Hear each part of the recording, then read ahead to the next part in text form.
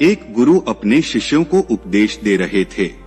वो उन्हें समझाने की कोशिश कर रहे थे कि जिस प्रकार एक बीज को जमीन में डाला जाता है, फिर धीरे धीरे बीज अंकुरित होता है, वह एक पौधा बनता है और फिर वह पौधा विपरीत परिस्थितियों को सहते हुए कभी धूप कभी बरसात बड़ा होता जाता है और कई वर्षों के पश्चात वह फल देना शुरू करता है।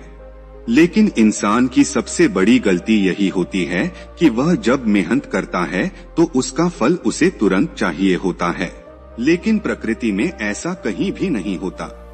जो मेहनत हम आज करते हैं उसका फल हमें भविष्य में मिलेगा और फल मिलने से पहले हमें भी विपरीत परिस्थितियों से होकर गुजरना पड़ेगा। और अगर हम उन परिस्थितियों में हार मान लेते हैं तो हमें अपनी मेहनत का फल कभी नहीं मिलेगा। यही असीम सत्य है और इसी तरह हमारी प्रकृति काम करती है। गुरु ने अपने सभी शिष्यों को संबोधित करते हुए कहा कि तुमने अपने जीवन में बहुत से ऐसे लोगों को देखा होगा जो शुरुआत में बहुत मेहनत करते हैं, लेकिन कुछ समय बाद जब उन्हें मेहनत का कोई फल नहीं मिलता तो वो निराश हो जाते हैं और फिर उसके बाद मेहनत करना भी छोड़ देते हैं। लेकिन कुछ समय बाद उन्हें एहसास होता है कि अगर हम वैसे ही मेहनत करते रहते, उसी काम पर लगे होते तो आज हमें कामयाबी मिल गई होती। क्योंकि जब वो अपने आसपास के लोगों को उसी काम में कामयाब होते हुए देखता है तो उसे एहसास होता है कि मुझे उसी काम में लगा रहना चाहिए था, उसी लक्ष्य पर केंद्रित रहना चाहिए था, तो शायद मुझे भी कामयाबी मिल गई होती। लेकिन उस समय पश्चात आपके अलावा उसके पास और कोई रास्ता नहीं होता।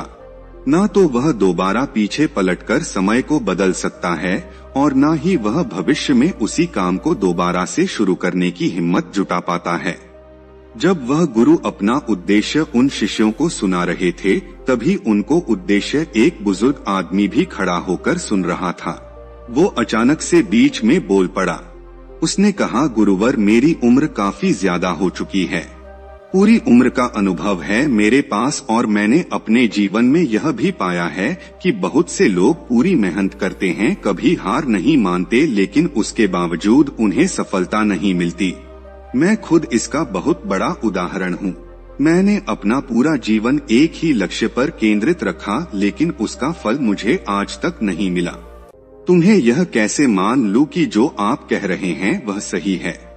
आप इन शिष्यों को गलत दिशा पर ले जा रहे हैं। उन्हें सही दिशा दिखाइए, उन्हें भ्रमित मत करिए, वरना आपको बहुत बड़ा पाप लगेगा। गुरु ने मुस्कुराते हुए कहा कि तुम्हारे पूरे जीवन की शंका मैं कुछ समय में दूर कर सकता हूँ, लेकिन उसके लिए तुम्हें समर्पण की भावना रखनी होगी। अगर तुम समर्पित होकर वो करोगे जो मैं कहूँगा तो तुम्हारे मन के सारे संशय दूर हो जाएंगे। फिर तुम्हें सही मार्ग पता चलेगा कि सफलता के लिए किस तरह कदम दर कदम आगे बढ़ा जाता है। अगर तुम कुछ दिनों के लिए मेरे आश्रम में रहने को तैयार हो तो तुम्हें वो रास्ता पता चल जाएगा, तुम्हारे मन के सब संशय दूर हो जाएंगे। वह बुजुर्ग तो अपनी जिंदगी से हार ही चुके थे, क्योंकि लाख कोशिश करने पर भी उन्हें अपने लक्ष्य में सफलता नहीं मिली थी। इसीलिए वह आश्रम में रहने को तैयार हो गए। लेकिन एक शर्त पर उन्होंने उस गुरु से कहा कि गुरुवर, अगर मेरी बात गलत साबित होती है तो इन शिष्यों को एक बहुत बड़ी सीख मिलेगी जो मुझे पूरी जिंदगी में नहीं मिल पाई। लेकिन अगर आप गलत साबित होते हैं तो आपको एक गुरु की पदवी छोड़कर यहाँ से चले जाना होगा, क्योंकि आप इस तरह शिष्यों को भ्रमित नहीं कर सकते। यह गलत है और यह पाप है। आपको फिर उसके बाद इस गद्दी का कोई हक नहीं रह जाएगा। गुरु ने यह चुनौती स्वीकार कर ली। अगले दिन सुबह सुबह गुरु अपनी हथेली पर कुछ बीज रखकर उस बुजुर्ग व्यक्ति के पास पहुँचे। उसके सामने अपनी हथेली करते हुए गुरु ने कहा कि तुम इनमें से कोई भी 4 बीज चुन लो। बुजुर्ग आदमी ने बिना कुछ सोचे समझे उनमें से 4 बीज उठा लिए। इसके बाद गुरु ने उस व्यक्ति से कहा कि अब इन बीजों की जिम्मेदारी तुम्हारे ऊपर है। तुम इन बीजों को कैसे फल में परिवर्तित करते हो, यह तुम्हारे ऊपर रहा।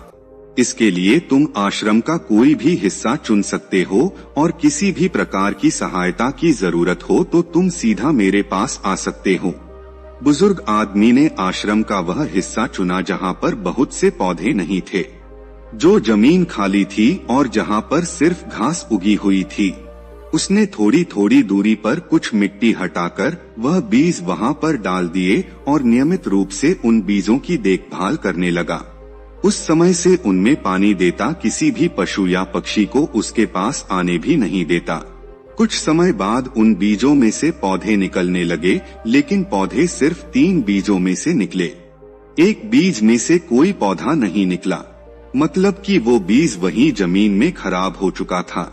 धीरे धीरे बुजुर्ग आदमी ने अपनी बात सही साबित करने के लिए उन पौधों की और भी ज्यादा देखभाल शुरू कर दी और नियमित रूप से उनमें खाद डालता, उनमें पानी देता और पशु पक्षियों से भी उन्हें बचाकर रखता। लेकिन इसके बावजूद उनमें से सिर्फ एक पौधा पनप पाया। बाकी के 2 और पौधे धूप की वजह से या बरसात की वजह से वहीं पर बर्बाद हो गए। आखिरकार बुजुर्ग आदमी को एक पौधे में सफलता मिली और आखिरकार उसने पाया कि उस पौधे पर फल भी आने लगे थे। यह देखकर बुजुर्ग आदमी को बड़ी प्रसन्नता हुई।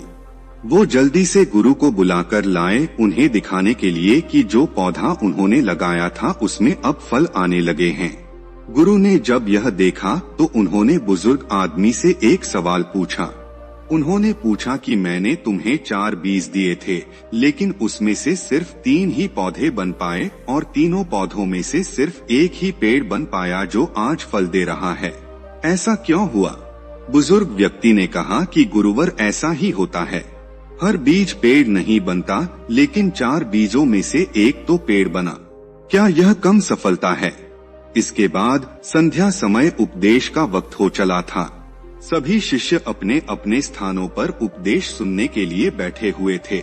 इसके बाद गुरु उस बुजुर्ग व्यक्ति के साथ वहां पर पहुंचते हैं और सभी शिष्यों को संबोधित करते हुए अपनी बात आगे बढ़ाते हुए कहते हैं कि जमीन में बीज डालते वक्त अक्सर हम लोग बीज की गुणवत्ता और जमीन के बारे में ख्याल ही नहीं करते। किस तरह का बीज हम उपयोग में ला रहे हैं और किस तरह की जमीन पर वह उगेगा, यानी कि पौधा बनेगा और कल को फल देगा, इसके बारे में हम सोच विचार नहीं करते। हमारे हाथ में जिस भी प्रकार का बीज आता है, हम बिना कुछ सोचे समझे उसे किसी भी तरह की जमीन पर फेंक देते हैं, जिससे कि वह पौधा नहीं बन पाता। उसी प्रकार अपने जीवन का लक्ष्य चुनते हुए हमें बहुत सतर्क होना पड़ता है, क्योंकि अगर हमारे बीज रूपी लक्ष्य की गुणवत्ता अच्छी नहीं होगी तो हमें भविष्य में नाकामयाबी ही हाथ लगेगी। इसीलिए हम किस प्रकार का लक्ष्य सुनते हैं, उससे हमें भविष्य में क्या फल मिलेगा, यह हमें पहले ही सोच लेना चाहिए और उस बीज को अपने मन में पूरी तरह से बैठा लेना चाहिए। इसका अर्थ यह है कि हमारे मन उस धरती की भांति है, उस जमीन की भांति है और वह लक्ष्य एक बीज की भांति है। इसीलिए उस बीज को जमीन पर डालने से पहले उस जमीन को भी साफ करना जरूरी होता है। अक्सर हम कभी भी बीज को जमीन पर डालते वक्त यह नहीं सोचते कि उस जमीन को भी तैयार करने की जरूरत होती है। वहाँ से खरपतवार हटाने पड़ती है, घास इत्यादि हटानी पड़ती है, उसमें पानी देना होता है और फिर वो जमीन कहीं जाकर तैयार होती है। वही बात हमारे मन पर भी लागू होती है। अक्सर हमारे मन में जो भी विचार आता है, दूसरों से प्रभावित होकर जो भी लक्ष्य निर्धारित करते हैं, वह पूरी तरह से सटीक या सही नहीं होता है।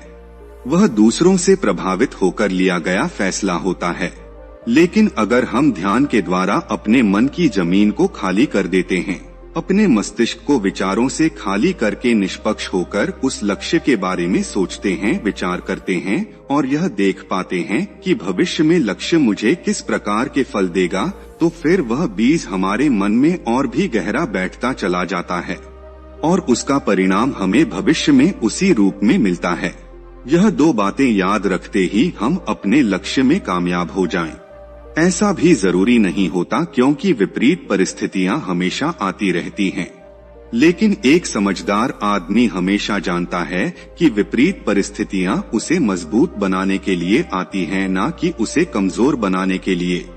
लेकिन कुछ लोग विपरीत परिस्थितियों से हार मानकर अपने लक्ष्य को बीच में ही छोड़कर चले जाते हैं, जो कि एक इंसान की सबसे बड़ी गलती होती है, क्योंकि पौधा तो फल तभी देगा जब वो पेड़ बनेगा, लेकिन हम उसका पेड़ बनने का इंतजार ही नहीं करना चाहते। एक पौधा नाना प्रकार की विषम परिस्थितियों से होकर गुजरता है। कभी बहुत ज्यादा गर्मी होती है, बहुत ज्यादा धूप होती है, तो कभी आंधी तूफान और बारिश आ जाते हैं। लेकिन अगर वह उन परिस्थितियों को सहन नहीं कर पाएगा तो वह कभी भी पेड़ नहीं बन पाएगा, फल नहीं दे पाएगा। उसे मजबूत पेड़ बनने के लिए उन परिस्थितियों से होकर गुजरना ही पड़ेगा।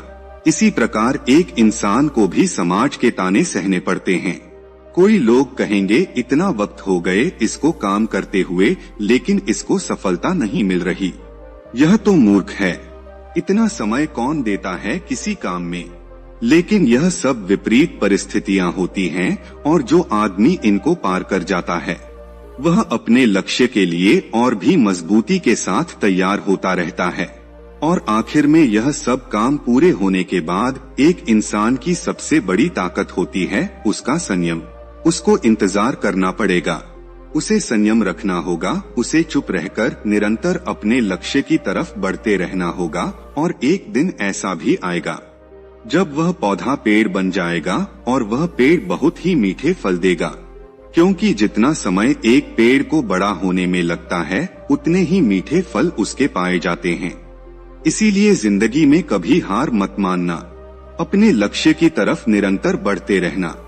अपनी बात खत्म करते हुए गुरु ने बुजुर्ग आदमी से पूछा कि अगर आपके मन में अब भी कोई संशय है कि आप जीवन में क्यों सफलता हासिल नहीं कर पाए तो आप पूछ सकते हैं, लेकिन जो बातें मैंने बताई है अगर आपने उन बातों का पालन किया होता तो आप जरूर कामयाब हो गए होते।